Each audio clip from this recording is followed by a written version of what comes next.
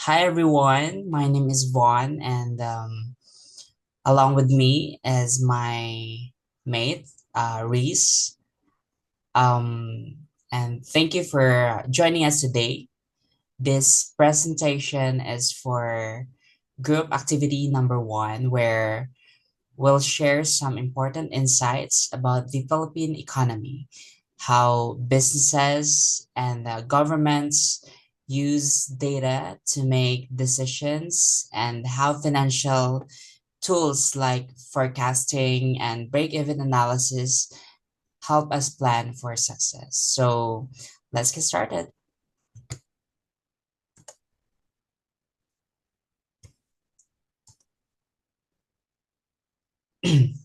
So one of the most important contributors to the Philippine economy is the business process outsourcing, or the BPO industry. This sector has played a massive role in job creation, employing millions of Filipinos in roles like customer support, um, IT services, healthcare processing, and more. So aside from providing employment, BPO as well brings um, foreign revenue.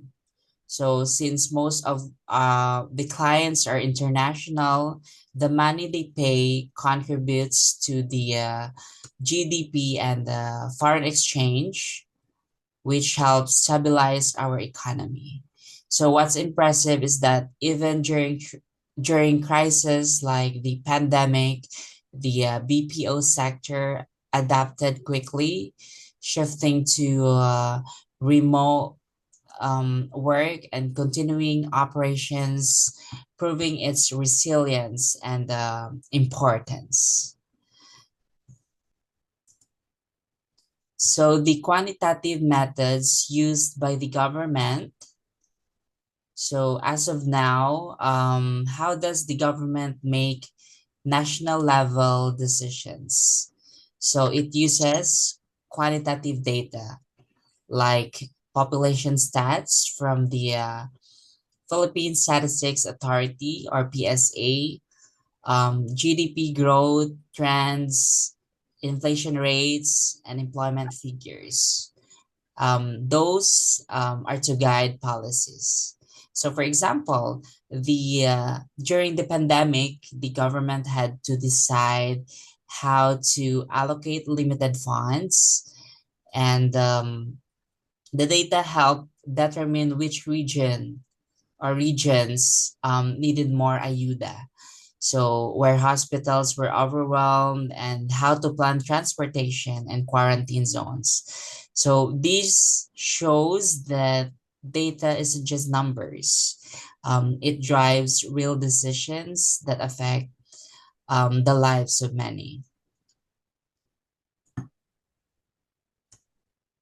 So urbanization, so these are issues as for more people move to cities for jobs and education.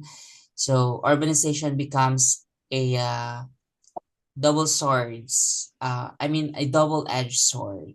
So it has um, two sides, the positive and the negative. In the positive side, it means economic opportunities, infrastructure development, and access to services. Meanwhile, on the negative side, it leads to traffic congestions, housing shortages, and rising the cost of living. There are also environmental effects like more pollution, less green space, and the urban heat island effect. So this reminds us that the rapid growth must be planned sustainably, or it can worsen inequality and environmental issues. So the next part will be reported by our um, next reporter. So I'll give the floor to her. So thank you very much. So to continue, The smartphone industry is what we have chosen for the product life cycle. In this slide, as we take a closer look at the product life cycle using the smartphone industry as an example, first it starts with the introduction phase, then growth, maturity, decline, and last, the forecasting aids in production, inventory, and the R&D investment. So, uh, then comes the growth phase after the production, where innovative features are being launched to attract early adopters. However, in the growth phase, it is where demand surges and companies increase production to meet market needs. In the maturity phase, where the market becomes saturated and competition are intensified. Eventually, the decline phase sets in as demand shifts to newer technologies like foldable or wearable phones, also smartwatches, etc. Forecasting is really important throughout all phases mentioned. It helps companies optimize production, manage inventory, and guide R&D spending to stay competitive.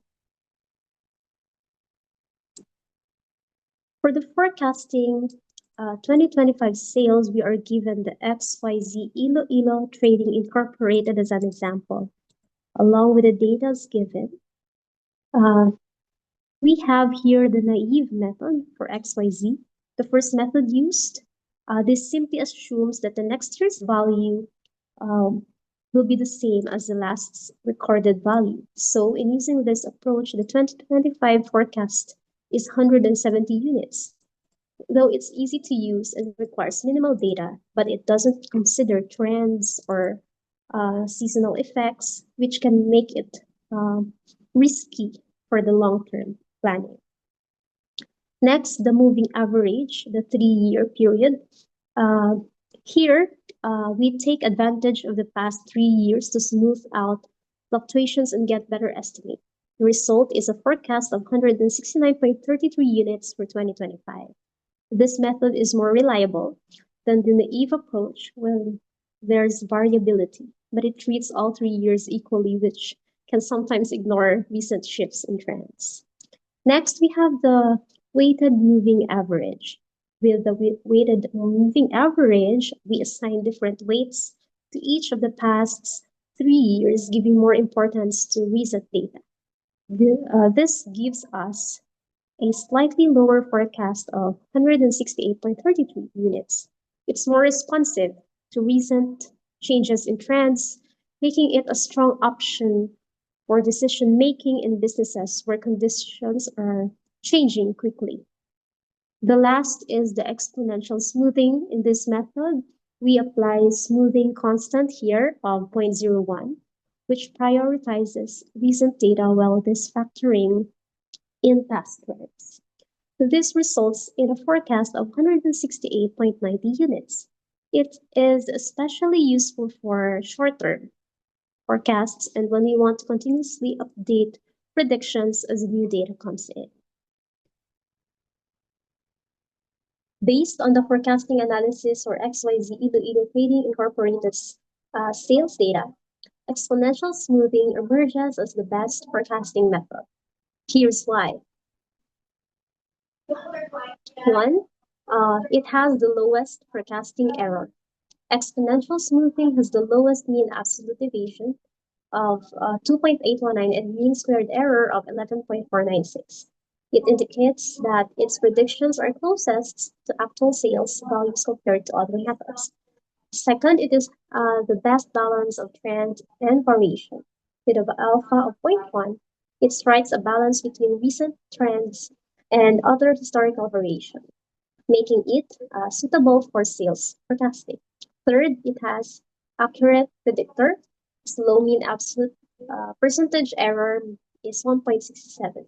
Further confirms its accuracy in predicting future sales values. And how will it benefit the company? One, it has informed inventory management, which means accurate sales forecasts enables the company to optimize inventory levels, reducing stockouts and overstocking. Second, effective sales strategy. By understanding the future sales trends, the company can develop targeted sales strategies and allocate resources efficiently.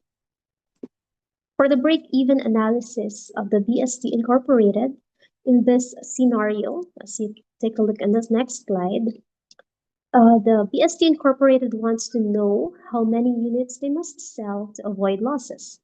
First, we calculate the fixed costs, 143,000 pesos from security, electricity, and rent. The variable cost per unit is 300, while each unit sells for 1,000 pesos.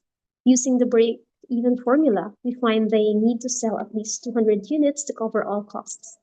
This kind of analysis is essential for any businesses to avoid operating at a loss and to plan for profitability.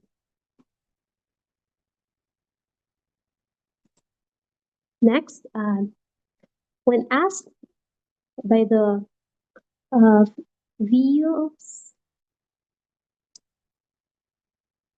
analyst, what is the analyst's response to VU's comment?